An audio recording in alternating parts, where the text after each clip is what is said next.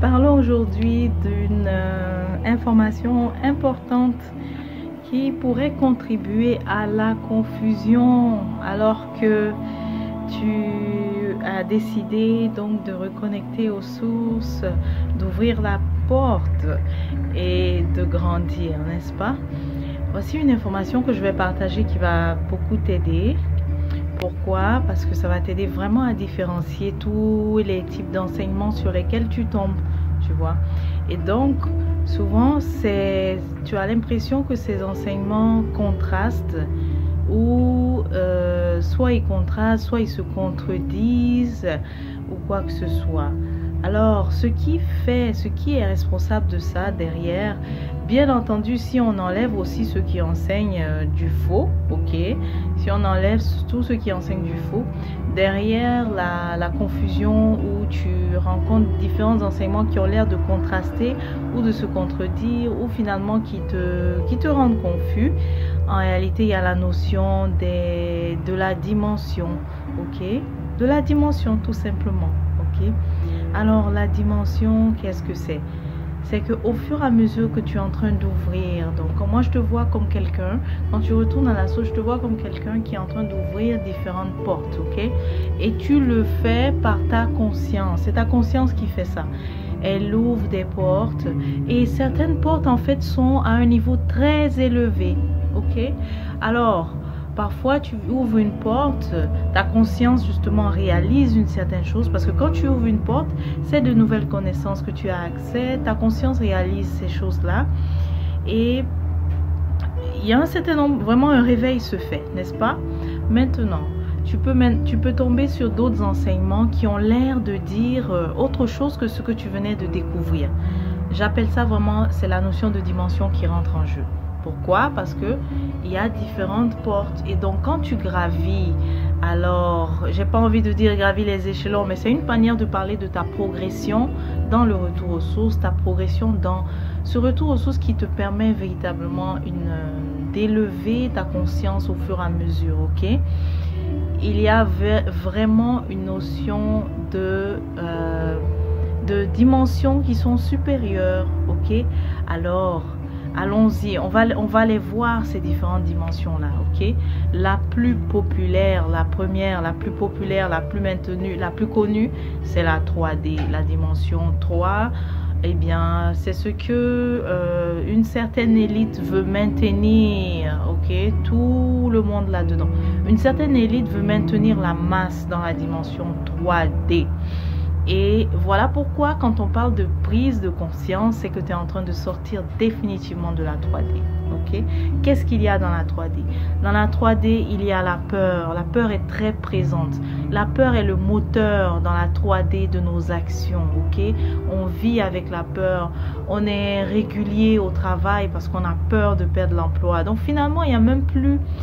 On ne vit plus en fait, on est esclave. Donc l'esclavage est présent dans la 3D parce que on vit une vie véritablement d'esclavage, ok? C'est ce qu'il y a dans la 3D.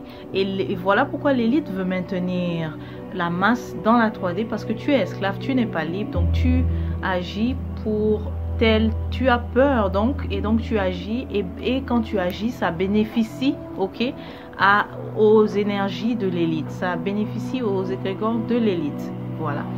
Ensuite, il y a la religion dans la 3D, la religion et les prophètes, les guides, donc tu n'es pas libre.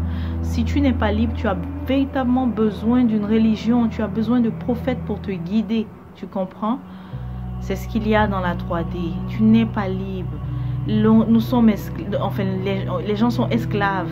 Tu es aussi victime dans la 3D. Tu subis beaucoup de choses, ok? Tu n'as même pas, tu as l'impression de n'avoir aucune protection. Beaucoup de choses, tu attires beaucoup de choses, tu attires beaucoup de situations désagréables. Tout ça, tu sais que tu es dans la 3D, ok? À ne pas confondre aussi avec, parfois certains aussi sont à des niveaux élevés, mais il y a des combats qui se passent. Donc, on attire aussi certains combats, mais on le ressent, ok? Il y a aussi l'enfer dans la 3D, n'est-ce pas? Donc, je l'ai décrit tout à l'heure par le désespoir. Il y a quelqu'un qui s'appelle, j'ai oublié son nom, mais il a élaboré ce qu'il appelle Map of Spirituality. Donc il parle des émotions comme la honte, le désespoir, le grief, quand on est une profonde tristesse. Tout ça, il le met aussi dans les basses fréquences. Et qui dit basse fréquence dit évidemment 3D. C'est ce qu'il y a dans la 3D. Ensuite, allons un peu plus loin. Dans la 4D maintenant, c'est là où tu tombes sur des enseignements. On te parle de prise de conscience et tout. Tu tombes sur des enseignements où on parle maintenant de réincarnation et de vie antérieure.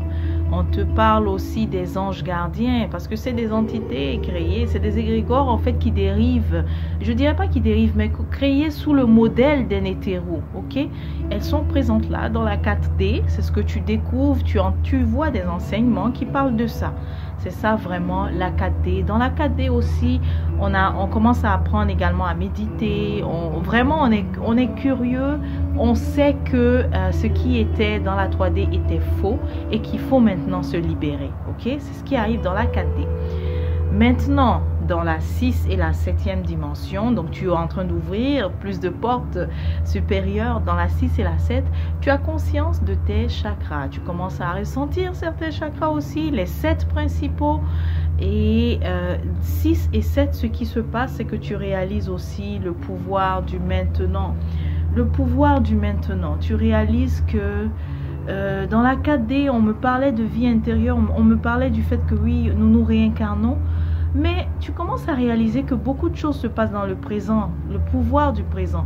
Tu réalises aussi dans la 4D, dans la 6 et 7, pardon, que passé, présent, futur, c'est là sur la même, si je peux faire ça comme ça, sur une certaine ligne et que le plus important, c'est le moment présent. J'ai pas envie de trop de détailler, je veux simplement te donner les notions afin que tu puisses reconnaître en fait les différents enseignements qui sont donnés en fonction des dimensions, ok? Tu réalises donc le pouvoir du maintenant et tu fusionnes aussi, tu te retrouves à fusionner avec les éléments. Tu sais, quand on parle de l'élément eau, comment est-ce que tu as une fusion avec, tu vois un peu de tes expériences, ce qui se passe quand tu es en interaction avec les éléments, ok? Ensuite, on s'en va plus haut, la 8 et la 9. Donc, tu comprends que quand tu es dans la 6 et 7, ou alors quand tu tombes sur des enseignements 6 et 7, eh bien, tout ce qu'on t'avait dit dans la 4D, ça te semble faux, n'est-ce pas? Ça te semble... évidemment, ça vient contredire ce qui est dit dans la 4D. Mais si tu as progressé, tu pourras réaliser pourquoi ça a l'air contradictoire, ok? Ensuite, la 8 et la 9D. Expansion et connexion. J'aime appeler la 8 et la 9 expansion et connexion. Alors, comprenons bien la 8 et la 9 dimension. Ton univers est changé, ta vie est changée. Alors, les expériences, les synchronicités sont beaucoup plus accrues. Tu ne vis plus, tu n'es plus victime en fait de certaines situations parce que là, tu es véritablement quelqu'un qui manifeste. Tu as compris que il y a différentes réalités qui sont là et que tu peux simplement manifester 1, 2 ou 3 ou 4. Ok? Donc, voici ce qui se passe un peu dans la 8 et dans la 9D. L'autre chose aussi qui est très importante, c'est les Néthéros. Tu les incarnes maintenant. Déjà, dans la 6 et la 7, bien sûr, tu entends parler des Néthéros, mais... c'est beaucoup plus un peu avec une séparation, mais ici tu comprends mieux. Lorsque tu as ouvert la porte de 8 et 9, tu comprends mieux que tu incarnes les Néthéros. Comment est-ce que tu incarnes les Néthéros? Il n'y a pas plus, je peux pas en dire plus, ok? Tu comprends qu'il n'y a pas aussi de mort. Il y a simplement transition. Pourquoi? Parce que 8 et 9, c'est que tu as déjà ouvert la porte des dimensions supérieures, des dimensions subtiles. Tout ce qu'il y a dans le monde subtil, tu as ouvert la porte, tu le ressens ou alors tu es en contact. Donc, tu comprends qu'il n'y a pas de mort. Okay? Tu reçois véritablement des messages de ceux qu'on appelle soi-disant défunts. Car leur énergie vitale vit toujours. C'est simplement tout ce qui est matière qu'ils ont laissé. Ils ont laissé ça sur terre. Tu vois. Alors, donc si tu es tombé sur des enseignements 8 et 9, c'est clair que ça vient contraster et ça vient aussi, je dirais, ça vient vraiment contraster avec ce qui est dit dans la 4D. Ok, alors, on va enlever ça, ça doit être une publicité. Ok, on continue. Donc, il n'y a pas de mort. Tu l'as vraiment compris lorsque tu ouvres la porte du 8 et du 9D. Et voilà pourquoi tu es peut-être tombé sur des enseignements où certaines personnes te parlaient vraiment de canaliser au fait. Qu'est-ce que tel ancêtre canaliser certains ancêtres collectifs et aussi apporter un peu le message, dire ce qu'ils ont eu comme connexion avec ces ancêtres collectifs là, tu vois. Maintenant, dans la 10, de 10 à 12D, ici, bon, déjà, ce que je voulais dire, 8 et 9, aussi, tu réalises que la dimension, tout ce qui concerne les haritus, c'est-à-dire les chakras, tu réalises que c'est beaucoup plus que ça. On t'a parlé de 7 principaux, mais tu réalises que ça va, au fur et à mesure que tu ouvres les portes, il y en a plusieurs. Tu accèdes au 8e, 9e, 10e, 11e, 12e. Donc, tu réalises que c'est plus large. Ok? Maintenant, de 10 à 12, tu réalises, en fait, ce qu'on enseigne et ce que tu réalises aussi, c'est le 1. Le principe du 1, le principe du tout, que finalement, nous sommes un, nous sommes véritablement un. Et là, tu réalises aussi que tu fais un avec les ancêtres. Ok? Et tu comprends aussi pourquoi est-ce que tu peux te voir toi-même, en fait, comme ancêtre. Tu peux voir aussi plusieurs ancêtres en toi et que tu es eux, ils sont toi. Ok?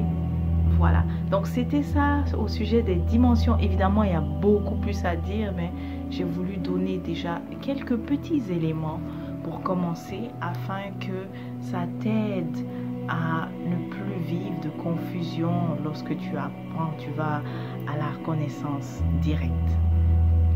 Porte-toi bien, on se dit.